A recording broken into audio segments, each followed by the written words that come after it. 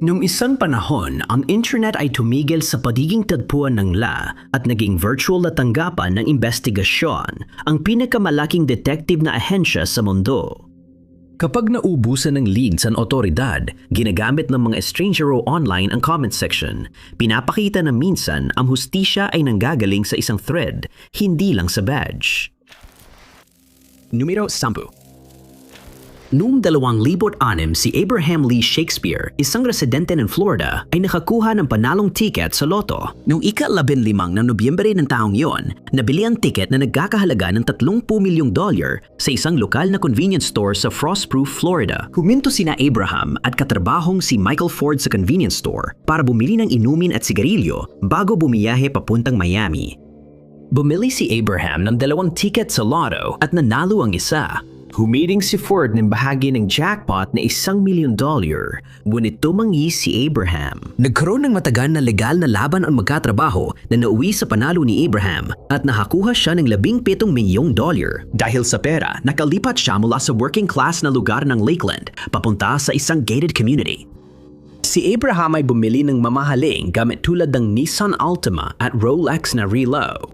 Kahit mayaman na siya, hindi pa rin siya masaya. Ipinahayag pa niya ang pagkadismaya sa paulit-ulit na paghingi ng tulong sa loob ng ilang buwan mula sa mga kaibigan at mga hindi niya kakilala. Sabi niya, mas okay nang walang pera. Makalipas ang 3 taon, noong Nobyembre 2009, iniulat ng pamilya ni Abraham na nawawala siya at hindi na nila ito nakita mula pa noong mas maaga ng taon. Umasa silang kinuha niya ang pera at namumuhay ng marangya sa beach sa Caribbean. Sa kasamaang palad, malayo ito sa katotohanan. Mabilis na kumalat online ang balita ng pagkawala ni Abraham ang nanalo sa lottery sa Florida. Sa puntong iyon, maraming online na komunidad ang tumututok sa mga nawawalang tao at totoong krimen. Ang web sleuths, pagmamay-ari ng voice-over artist na si Trisha Griffith, ay forum na mainit ang usapan tungkol kay Abraham. Pinapayagan ng web sleuths ang mga gumagamit na magtipon para talakayin ang teorya at natuklasan sa totoong krimen. Ganon din ang nangyari sa kaso ng nawawalang lalaki. Si Cindy Parrott, kilala online bilang sleuthster, ay naging interesado sa kaso at nagsimulang magsaliksik ng malaliman. Nung una, akala rin niya tulad ng iba na umalis si Abraham para maging masaya sa lugar na walang nakaalam kung nasaan siya. Nang malaman niyang may anak siyang bata pa at malapit sa ina noong panahon ng pagkawala, muli nag-iisip si Cindy tungkol sa pananaw niya.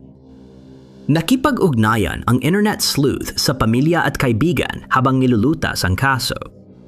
Sa mga mahal sa buhay, paulit-ulit niyang naririnig ang panalang Doris D. Moore, kasosyo ni Abraham. Natuklasan ng mga web sleuth na si Moore ang may-ari ng American Medical Professionals at gayon ang nagmamay-ari ng bahay ng nawawalang lalaki na nagkakahalaga ng $1 milyong. Nagpo-post si Moore ng mga larawan niya sa social media na nagpapakitang namumuhay siya ng maranya sa bahay ni Abraham kaya't napansin siya ng mga online na investigador.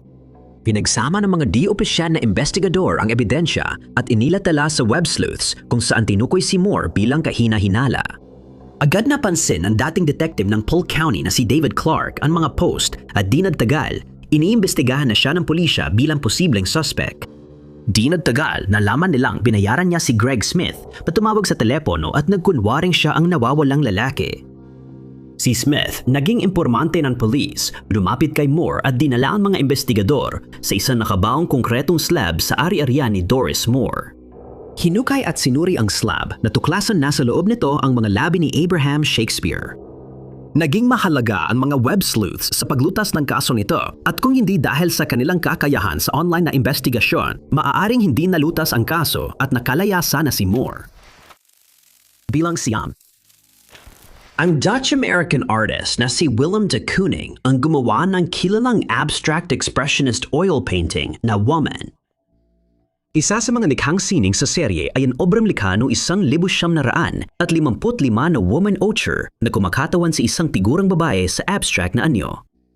Ilang taon matapos magawa, binili ng isang mayamang kolektor mula sa Estados Unidos ang woman author. Ipinagkalkaloob niya ito sa University of Arizona Museum of Art sa Tucson habang nagbabakasyon siya roon. Ibinigay ng kolektor ang painting na may isang kondisyon. Hindi pinayagan ng museo na ibenta o ipamigay ito kahit tumaas pang halaga ng mga gawa ni de Kooning na umabot ng $100 milyong noong ika-21 siglo. Hindi naman napigilan ng kondisyon ang museo na ipahiram ito sa mga umiikot na ekshibisyon. Ang Woman Ocher ay nagpatuloy sa paglalakbay at nakarating sa iba't ibang panig ng mundo. Umabot pa ito hanggang silangang Europa. Noong 1985 ang mahalagang likhang sining ay naibalik sa dating pwesto nito sa UAMA kung saan ito naging malungkot na biktima ng isang pagnanakaw. Hindi pa kilalang mga magnanakaw ang pumasok sa museo matapos ang Thanksgiving Day at pinutol ito mula sa frame. Naniniwala ang mga investigador na magkasintahan ng mga salarin at nagawa nilang gumawa ng sketch ng mga ito base sa salaysay ng saksi. Ipinakalat sa bayan ang mga sketch, umaasang may makakakilala sa mga kriminal, ngunit walang nakakilala sa kanila. Di nagtagal na wala na ang misteryo tungkol sa babaeng Ocher at paminsan-minsan na lang ito na pag-uusapan sa mga podcast ng misteryo. Noong 2017, may nalaman si David Van Ocher na estate sale sa isang bahay malapit sa Silver City, New Mexico. Si David, co-owner ng tindahan ng webless at antigong gamit, ay makakakuha ng dagdag na produkto mula sa estate sale para ibenta. Sa huli, nagbayad siya ng $2,000 para sa koleksyon ng gamit na dati kay Jerry at Rita Alter na dating empleyado ng pampublikong paaralan. Si Jerry ay pintor lang bilang libangan at kilala ang mag-asawa na naglakbay sa 120 bansa noon. Isa sa nabili ay painting na dating nakasabit sa itaas ng pintuan ng kwarto ng mag-asawa.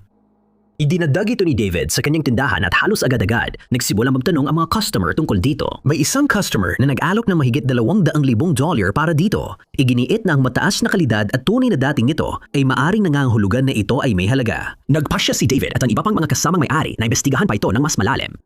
Nag-post sila online ng mga larawan ng painting para humingi ng impormasyon. Dahil sa lead tungkol sa pagnanakaw ng likhang sining 30 taon na ang nakalipas, agad silang nag-Google at nakakita ng artikulo tungkol sa Woman Ocher na may larawan ng ninakaw na obra. Napagtanto ng mga may-ari ng antique shop na may mahalagang obra sila at agad kinontak ang museo. Inutusan si David na tanggalin ang painting sa tindahan at tinayos ng museo ang pagkuha nito.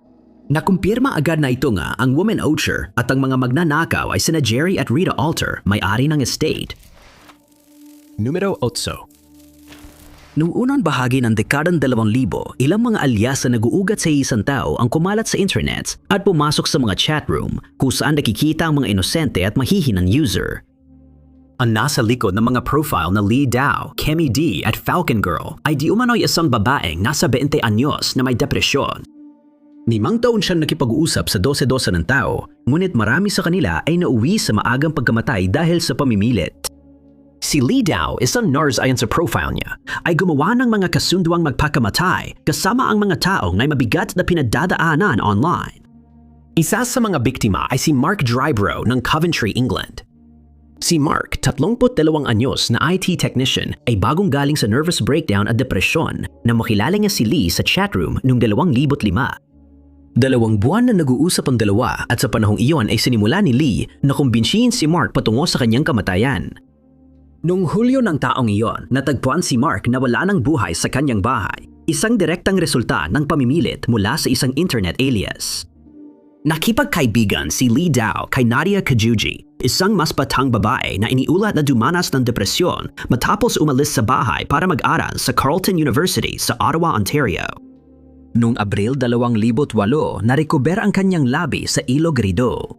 Sa internal na investigasyon, natuklasan na pinilit siya ni Lee Dao sa parehong kasunduan na ginawa ng alias kay Mark. Matagal nang lumalabas si Lee Dao sa radar na konektado sa mga namatay na tila itinulak sa hindi maaatim na hakbang. Nanilito ang mga awtoridad sa pagtukoy kung sino ang nasa likod ng mga profile na ito. Samantala, nadala rin sa parehong pagsisikap si Celia Blay, isang retiradong guro mula Britanya. Noong Nobyembre 2006 sa Wiltshire, England, narinig niya mula sa batang kaibigan na nakipagkasundo ito sa isang batang nurse. Si Blay, umasan mailigtas ang kaibigan, ay nag-imbestiga kay Lee Dao at nagpost ng babala tungkol sa kanya sa social media chat rooms. Natukoy din ng amateur na investigador ang 2 pang profile na pagmamay-ari ng parehong tao, sina Kemi D at Falcon Girl. Dinala si Blay ng investigasyon sa dark web kung saan inaayos ng taong ito ang pagkamatay ng mga biktima sa harap mismo ng kanilang mga webcam. Sa mga sumunod na buwan, nangalap siya ng ebidensya tungkol sa mga aktibidad na ito sa pamamagitan ng mga chatroom, mga nakaligtas na biktima at impormasyon online. Noong 2008, sina Blay at ang kaibigang si Kat Lowe ay naglunsad ng operasyon para mahuli si Lee sa akto at iulat siya sa mga awtoridad. Sa pamamagitan ng pagpapanggap bilang dalawang individual na may pinagdadaanan sa kanilang kalusugan sa pag-iisip, nakuha ng magkaibigan ang tiwala ni Lee sa mga chatroom. Sa kanilang pag-uusap, marami silang natutunan tungkol sa individual, kabilang na ang kanyang IP address at tirahan sa Minnesota. Isinumiti ang impormasyon sa awtoridad at lumitaw ang pangalang William Francis Milgert Dingle.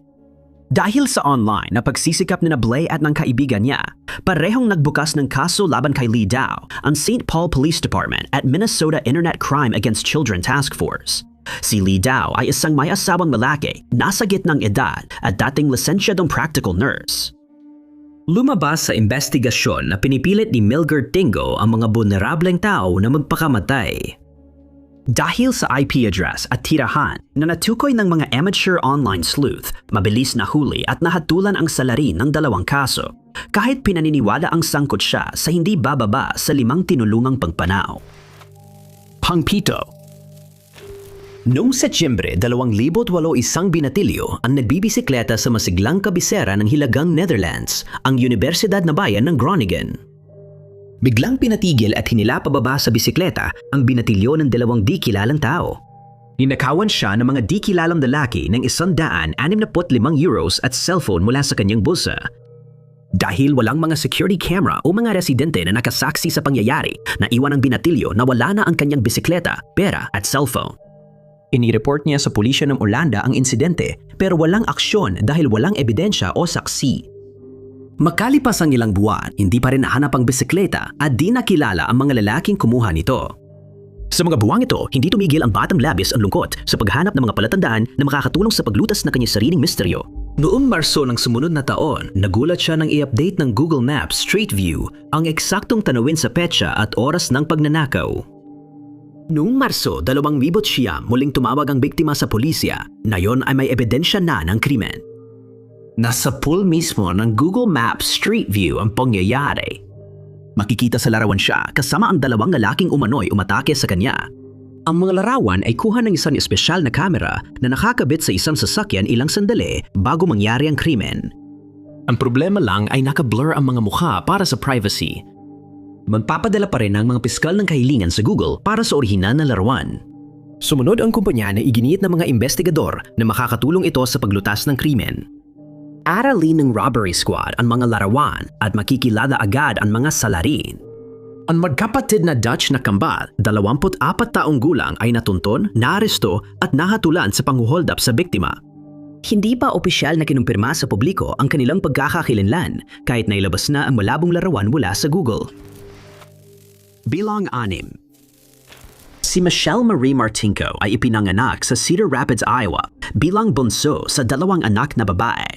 Nag-aral siya sa Cedar Rapids Kennedy High School at hinahangaan ng mga opisyal ng paaralan. Si Michelle ay isang estudyanteng mas mahusay kaysa karaniwan at isang mahusay na performer para sa twirling squad. Nagtanghal din siya sa mga produksyon ng teatro at mga koro.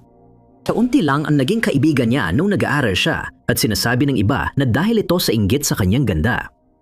May plano ang dalaga na pumasok sa Iowa State University dahil interesado siyang mag-aral ng interior design. Sa kasama ang palad, ang 18 taong gulang ay naging biktima ng isang karumal-dumal na krimen bago niya matupad ang kanyang pangarap. Si Michelle ay tinarget nung huling taon niya sa high school. Nung gabi ng ika-19 ng Desyembre, 1,900 at 79 dumalo siya sa isang piging sa Sheraton Inn. Pagkatapos ng piging, inaya niya ang kasamahang twirling squad na mamili sa Westdale Mall kung saan siya rin nagtatrabaho. Matagal nang walang balita mula sa kanya matapos ng paglalakbay, kaya nag-alala ang kanyang pamilya. Akala nila nasa mall pa siya, kaya hinanap nila siya ron. Tama, natagpuan sa parking lot ng mall on Buick Electra na pagmamay-ari ng pamilya Martingo. Sa investigasyon, natagpuan ang bangkay ni Michelle sa passenger seat na may 29 na sugat sa muka, leeg, dibdib at mga sugat sa kamay at braso na palatandaan ng depensa sa sarili. Walang sapat na ebidensya sa kaso at bawat suspect ay agad na alis sa listahan ng mga suspect. Kahit na inilabas ang isang composite sketch ng posibleng suspect, wala pa ring naging lead o bakas. Sa hypnosis, sinabi ng dalawang saksi na ang umatake ay isang Caucasian na lalaki, nasa huling bahagi ng pagiging teenager o nasa unang mga taon ng 20. Siya ay mga 6 na talampakan ng taas, may kayumangging mga mata at kulot na kayumangging buhok. Sa loob ng 1 taon, nakapanayam ng pulisya ang ilang tao, ngunit wala sa mga pahiwatig ang nagturo sa tao responsabale sa krimen. Ang kaso ay tuluyang nalamig. Lumipas ang 27 taon at noong 2006 muling sinuri ng isang cold case investigator mula Cedar Rapids Police ang kaso at may natuklasan siyang hindi napansin dati. Ang file ay may likidong pinaniniwalaang wala sa umatake na nakuha ng ipagtanggol ni Michelle ang sarili. Gamit ang sample, nakabuo ang pulisya ng partial DNA profile at inilagay ito sa online na combined DNA index system. Sa mga sumunod na taon, muling natingga ang kaso hanggang sa taong 2017 nang tingnan ito ng DNA phenotyping team. Gamit ang DNA clues mula sa online databases, nagawang buuin ng team ang posibleng hitsura ng muka at pinagmulang lahi. Lumabas ng sketch ng lalaki ay hindi tugma sa paglalarawan ng mga saksi. Ipinakalat ang larawan online, nagdulot ng mahigit 100 tips sa kasong 4 na dekada na hindi nare-resolve. Isang dating kaklase ang nagbigay ng tip na kamukha raw ng isa pang estudyante na dati nang inalis ng pulisya sa listahan ng mga suspect. Noong 2018, inilagay ng parehong phenotyping na kumpanya ang datos sa GED Match, isang genealogy website na naging susi sa paglutas ng iba pang cold case, kabilang ang Golden State Murders. Nagbalik ang GED Match ng individual na may parehong markers sa suspect. Ang tugma ay isang ikalawang pinsan na may isang henerasyong pagitan. Gumawa ng family tree at nag-eliminasyon hanggang sa mahanap ng team ang pinakamalapit na kamag-anak, isang first cousin. At pagkatapos ay naipaliit ito sa 3 magkakapatid na lalaki na isinailalim sa pagmamanman habang sinubukan ng mga investigador na lihim na kumuha ng kanilang mga DNA sample. Nung huling bahagi ng 2018, si Jerry Lynn Burns ay inaresto at ininteroga sa pagpatay kay Michelle Martinko matapos matukoy sa DNA wala sa plastic straw. Nung taon ding iyon, kinasuhan siya ng first-degree homicide at nung 2020, kinatulan siya ng habambuhay na kulong na walang parole. Numero 5. Si Joe Bernick-Hill ay ipinanganak sa Michigan at doon nanirahan hanggang sa mawala siya. Ang taga-Detroit ay isang mandirigma. Nag-aral siya ng Taekwondo at nakuha ang second-degree black belt sa Tiger Chung Dojo. Higit dito, si Joe ay mapagmahal na ama. Noong ika-1 ng Setyembre, 1980, isang biglang nagbago ang buhay ng pamilya Hill nang bigla na lang nawala ang 29 na taong gulang na lalaki na nag-iwan ng pamilyang nagluluksa. Mabilis na nag-imbestiga ang pulisya ng Michigan at natagpuan agad ang 1979 Pontiac Firebird na nawawalang lalaki. Natagpuan ang sasakyan 7 araw matapos iulat ang pagkawala, ngunit iniwan ito sa isang car wash sa Gratiot Avenue ilang araw bago iyon at hindi nagalaw. Wala si Joe at walang ebidensya o palatandaan sa lugar na makakatulong sa investigador para malaman kung nasaan siya. Habang umuusad ang kaso ng nawawalang tao, tinawag ang Detroit Police Department sa isang nakakatakot na eksena sa tapunan ng basura sa Silangan ng Bayan noong Setyembre 4 ng taon na iyon. Dito, napansin nila ang torso ng isang hindi pa nakikilalang lalaki. Walang pagkakakilanlan ng mga labi kaya isinama ito sa listahan ng mga hindi nare-resolbang kaso. Paglipas ng ilang taon, nang naging mahalagang kasangkapan ang mga internet forum at online database, napabilang ang Detroit torso sa mga blog site para sa mga hindi pa nakikilalang tao. Ang katawan ay nakalista bilang UP, number 14,469 na may demograpikong nagsasabing edad ay nasa pagitan ng 18 at 79 taong gulang, hindi tiyak ang lahi, lalaki, at may post-mortem interval na ilang araw lamang. Nakalista rin sa website ang lokasyon ng torso ng lalaki sa 1,550 Harper Avenue, Detroit sa Wayne County.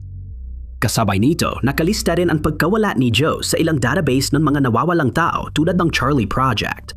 Napabilang ang 2 kasong ito sa mga write-up sa Reddit at blog posts sa Web Sleuth habang nilulutas ng mga amateur internet sleuth ang kaso.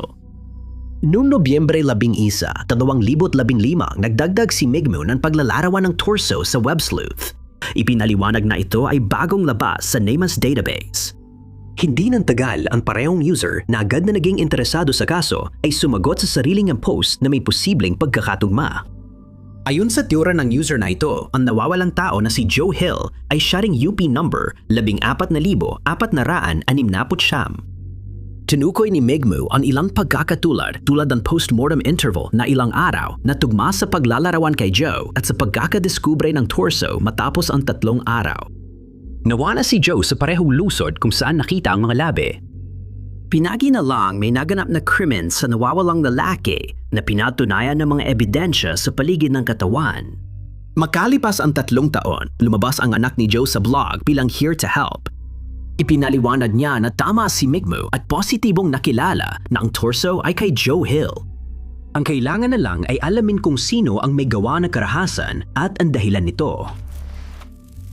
Pangapat, si Maribel Ramos, 36 na taong gulang na veterano ng digmaan sa Iraq at estudyante sa Cal State Fullerton, Santa Ana, California, ay kilala bilang masigla at palakaibigan.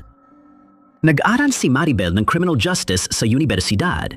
Nakatira siya sa isang bahay kasama si Kissy Joy Kwang Chul na nakilala niya matapos mag-post ng wanted ad sa Craigslist para maghanap ng cashier sa gastos. Siya at ang 55 anyos na lalaki ay agad naging magkaibigan at mahilig sa aso. Di naglaon, naging magkaibigan sila bilang magka-roommate. Bagamat pareho ng interes, magkaiba pa rin sina Joy at Maribel.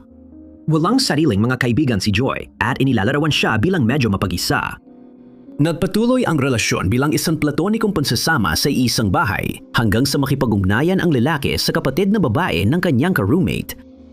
Sinabi niya sa kanya na may romantikong interes siya kay Maribel, ngunit iginiit ng kapatid na babae na hindi niya tinutumbasan ang ganoong damdamin. May boyfriend din noon si Maribel, si Paul Lopez, na labis niyang minamahal. Marami siyang pamilya at kaibigan na nagmamalasakit sa kanya at palagi siyang nakikipag-ugnayan sa mga mahal niya sa buhay. Kaya't labis silang magtaka nang bigla siyang hindi makontak noong ika-3 ng Mayo 2013. Lalong nag-alala ang pamilya ni Maribel nang hindi siya dumating sa mga appointment at okasyon sa mga sumunod na araw. Alam nilang may mali kaya tumawag sila sa pulis para i-report ang pagkawala. Huling nakita si Maribel nung araw na iyon sa CCTV cameras na nag-record sa kanya habang nagbabayad ng renta. Sa parehong araw, nakipag-ugnayan siya kay Paul at sinabi sa kanya ang tungkol sa isang pagtatalo na kinasasangkutan ni Joy. Ayon sa ulat, tumanggi ang kanyang ka-roommate magbayad ng parte niya sa renta at iginiit ni Maribel na umalis na siya. Gumamit ng social media ang isa sa mga kaibigan ni Maribel para ikalat ang balita ng pagkawala niya habang iniimbestigahan at hinahanap siya ng pulis. Isa sa mga forum na tumalakay sa kaso ay ang Yelp kung saan may thread na puno ng mga teorya at usapan tungkol sa posibleng nangyari sa nawawalang babae. Isang nagkomento tungkol sa asal na kasama sa bahay ukol sa renta ang nagtanong kung may kinalaman siya sa nangyari. Si Joy, na sumusubaybay sa thread ay naging defensive. Iginiit niya matalik na magkaibigan sila at napuntahan na ng pulis ang kanilang apartment at nasiyasat na ito. Makatwira ng sagot ni Joy sa paratang at tila normal pero napansin ng isang nagkokomento na ginamit niya ang mga salitang nasa nakaraan sa paglalarawan sa pagkawala ng kaibigan niya.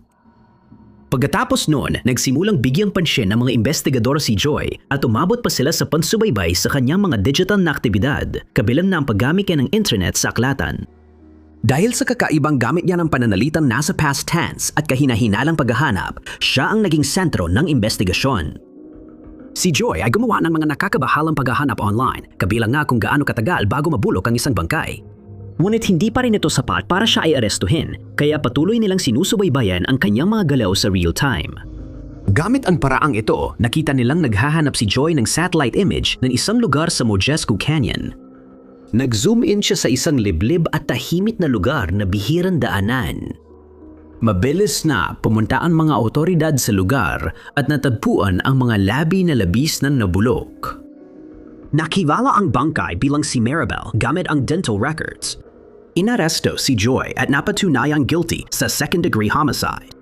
Hinatulan siya ng 15 taon hanggang habangbuhay na pagkakakulong sa Correctional Training Facility sa Soledad, California. Tinanggihan ang apela niya para sa muling paglilitis kahit walang DNA na ebidensya laban sa kanya sa kaso ng pagpatay sa kanyang kasama sa kwarto.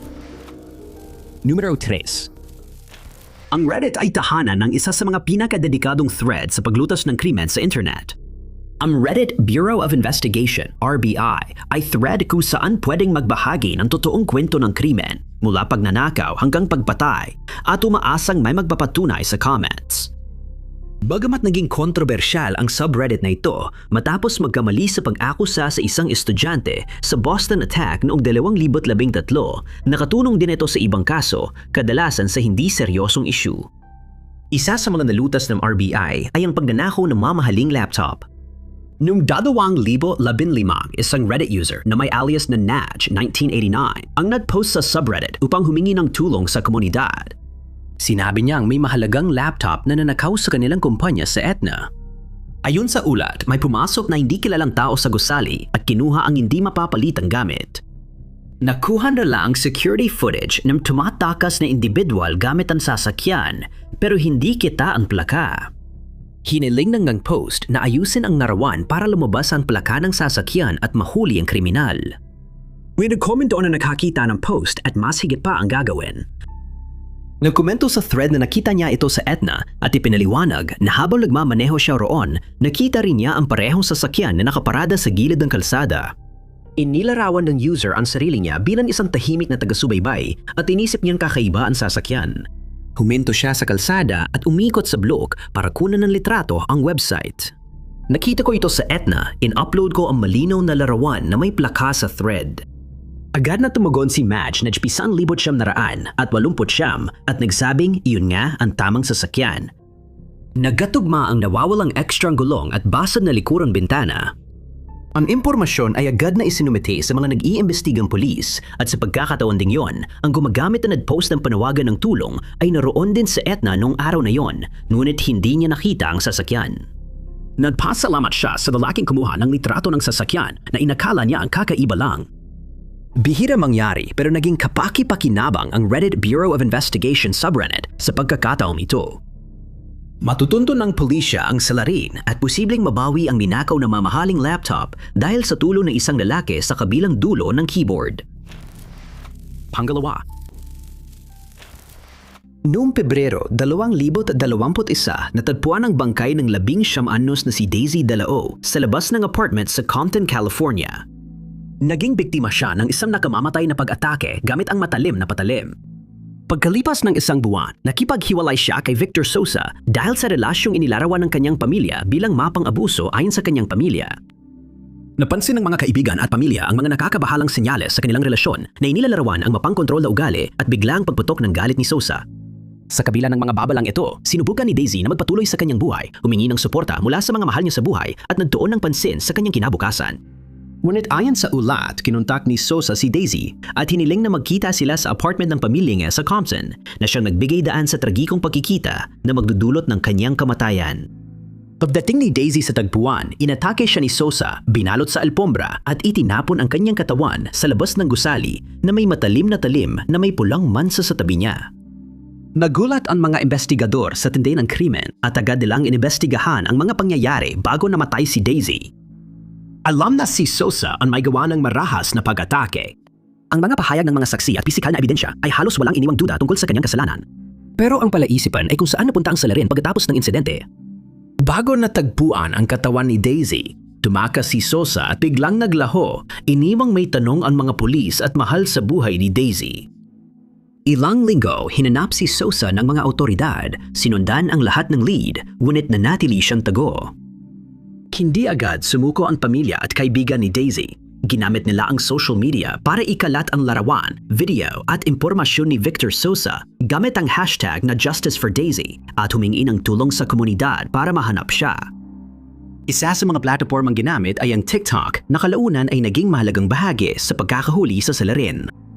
May isang nakapanood ng TikTok na agad nakilala ang suspect bilang nagtatrabaho sa Papas and Beer, isang bar at nightclub sa Rosarito na nagsisilbing restaurant para sa mga turista. Mahalaga ang impormasyong ibinigay. Sa komentong ito, natuntun ng mga investigador si Sosa na masayang namumuhay sa Rosarito na parang walang kasalanan.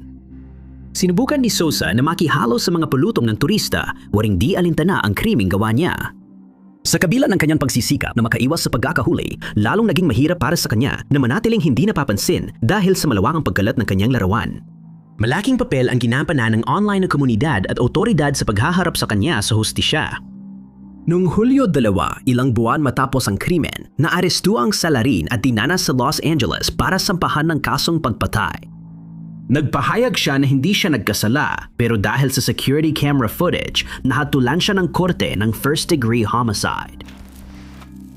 Numero 1. Noong ika-17 ng Mayo, 1968, isang lalaki na nagangalang Wilbur Riddle ang naglalakad sa kahabaan ng US Route 25 malapit sa Georgetown, Kentucky. Habang naghahanap siya ng glass insulator, napansin niya ang isang mabigat na berdeng trapal na canvas na nakabalumbon sa gilid ng kalsada. Pagkabukas niya ng trapal na parang tent, natuklasan niya ang isang bangkay sa loob at agad niyang ipinaalam ito sa pulisya. Namatay ang isang babae na edad 16 hanggang 19. Napansin ng mga coroner na siya ay may taas na 5 talampakan at 1 pulgada at may bigat na 110 hanggang 115 na libra at inilarawan siyang may mapulang kayumangging buhok. Bukod dito, wala nang ibang palatandaan na makakatulong sa mga autoridad na tama siyang makilala noon, kaya inilista siya bilang isang Jane Doe.